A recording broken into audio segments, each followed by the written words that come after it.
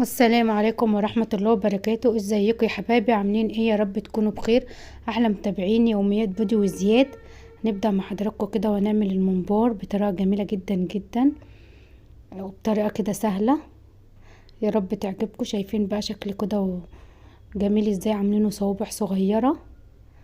بتمنى بقى الفيديو يعجبكم. اول حاجة يا حبايبي هنعملها التسبيكة بتاعته. اول حاجة تنزلوا تحطوا اللايك وترجعوا بقى تشوفوا الطريقة. نزلنا كده بمعلقتين سمنة كبار وننزل عليهم بشوية زيت.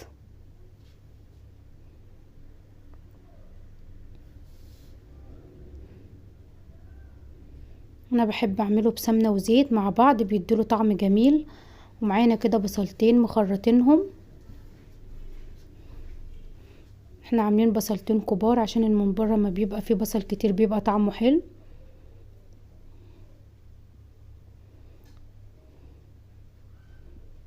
نزلنا بقى كده بالبصل على السمنة والزيت وهنشوحهم مع بعض شوية.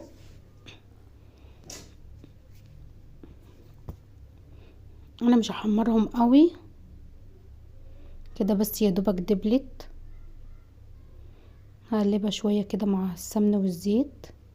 انا بوريكم يا دوبك دبلت بس كده. ومعانا ديت معلقة توم كبيرة عليها قرن شطة اخضر بيديها طعم جميل جدا.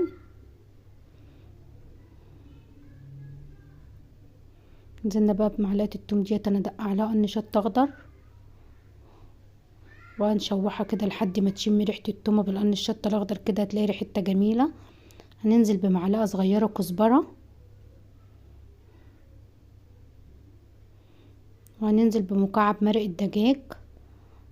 هيطعملك الاكل التسبيكة ويخليها جميلة جدا. بمجرد ما تشمي بقى ريحة التوم مع مرقة الدجاج كده مع الكزبرة.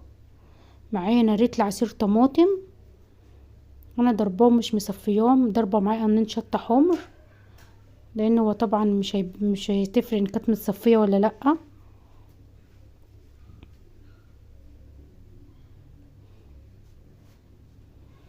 هنقلبها بقى كده يا حبايبي ونغطي عليها ونسيبها لحد ما تسبك خالص كده. بقى بعد ما سبكت خالص اهيت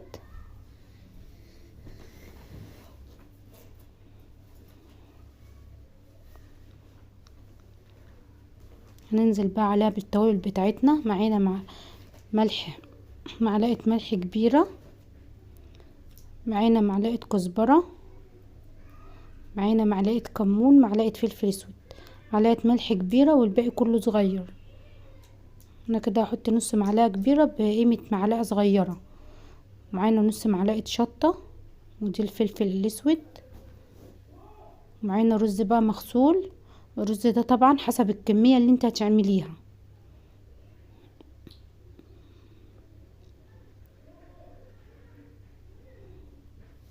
انا ما بحطش التوابل مع التسبيكه وهي بتتسبك عشان ما تغمقش لونها. انا بمجرد ما بتتسبك وهنزل بالرز بنزل بالتوابل وعليها الرز على طول عشان لو نزلت بالتوابل مع التسبيكه هتغمق لك التسبيكه بتاعتك مش هتخليها فاتحه زي التسبيكه دي. وهننزل بقى بالرز. انا بحب اشوحه يعني بحب انشفه قوي. اللي حابب ان هو يشوحه نص تشويحه برضو دي حسب رغبتك.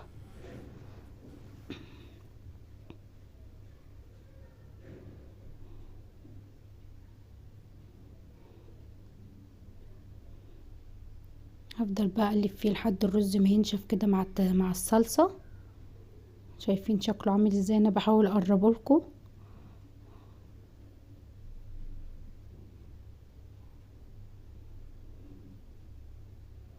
هدي عليه النار شويه بقى واسيبه يجي 10 دقايق وكده. بعد 10 دقايق حبايب قلبي شايفين شكله بقى عامل ازاي؟ معايا كده دي خضره شبت على بقدونس على كزبره. انا كنت مخرطاها ومخليها ناشفه. يفضل ان هي تبقى ناشفه خالص ما فيهاش ميه ومخرطاها رفيع. واقلبها بقى كلها كده يا حبايب قلبي مع بعضها. عاوزه اقولك بقى ان ريحه الخضره مع الرز كده وهو سخن كانت مديها ريحه جميله جدا.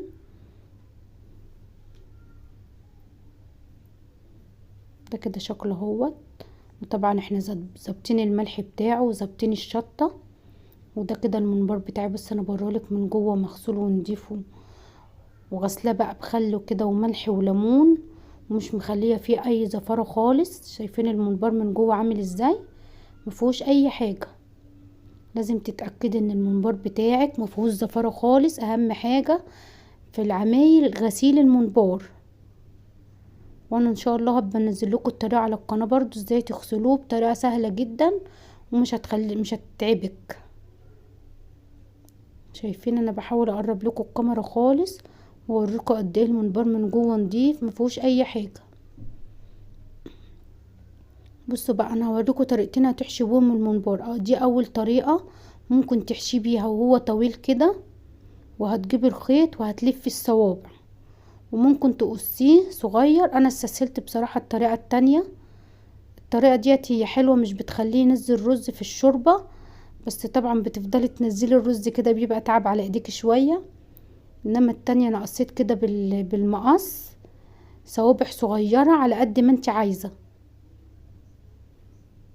انا بحب اعمله بقى. بصوا بقى ايه، اما تيجي تحط الرز ما يبقاش مكبوس، لازم يبقى مفروض كده، تفرديه ما بين صوابعك وتتاكدي ان الممبار بتاعك مش مكبوس رز عشان ما يطرقعش منك.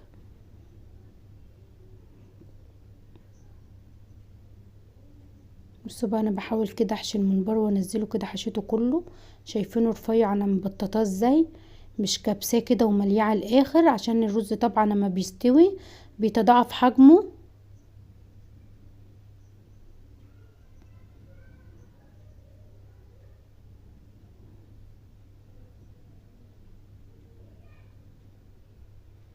هوريكي بقى تربطيه بالخيط ازاي. هتجيبي بقى الخيط كده وتمسكيه، تشوفي الصباع اللي انت عاوزاه قد ايه وتلفي بالخيط. انا طبعا كنت فضيت الرز على صينيه كده عشان يبقى سهل معايا ان انا الف براحتي وما يقعش مني حاجه. انا بوريكي بقى طوله كده بعد ما حشيته بالطول ده. هقسمه بقى بالخيط وحسب بقى رغبة حضرتك. بس الطريقة التانية اسهل من ديت، بس الطريقة دي مش بتوقع رز كتير في المية، لان طبعا بيبقى مفيش الا البوزين الاتنين، انما دكة بيبقى ايه كتير. فالطريقة اللي تريحك اعملي بيها.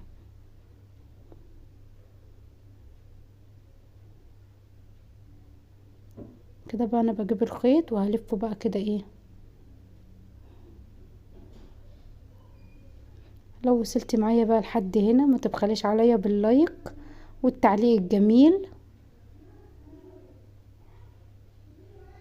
كده بالخيط اهوت انا بوريك هلفه ازاي.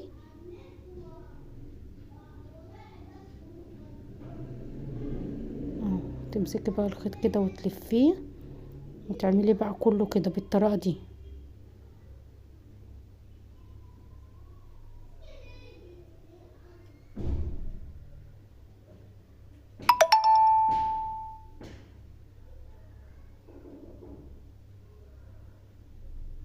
هو سهل جدا مش فيهوش اي تعب. هعمل معاكي كمان واحده اهو. تلفي الخيط كده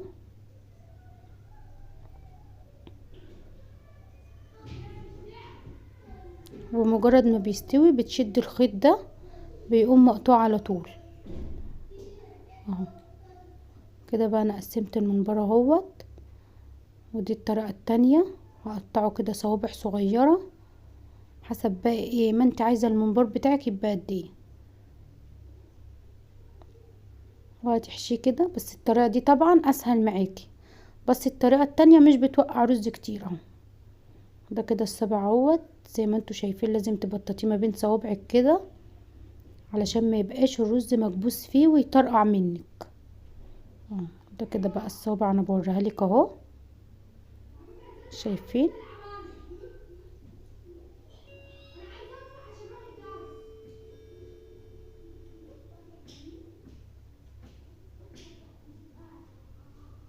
معانا بقى ميه على النار وانا حطاها كده تغلي. لازم الميه تبقى بتغلي خالص.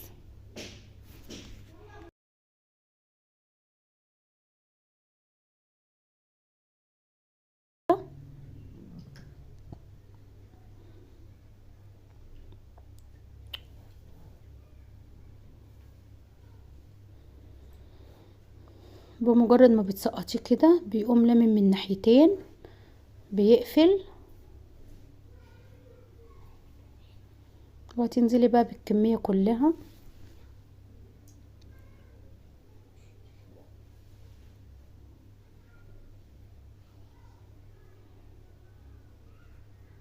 بصي بقى بمجرد ما نزل انا بوريك اهوت كده، لسه يدوبك غلي غلوة واحدة.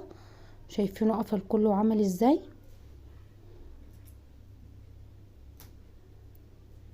لازم بقى توطي النار عليه، ما تسيبيش النار عالية عليه عشان ما يطرقعش منك. هنخلي النار كده وسط. وهتنزلي بقى بكل التوابل بتاعتك، ملح وفلفل وكمون وكزبرة وورق لوري وحبهان وبصلايه وقرن شطه كده يديله طعم. وكده بقى بصي بمجرد ما ضغطت عليه وصابعك علم فيه كده تعرفي ان خلاص كده استوى.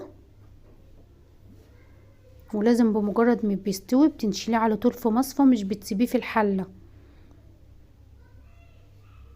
كده بقى بعد ما استوى هنحمره بقى يا حبايب قلبي.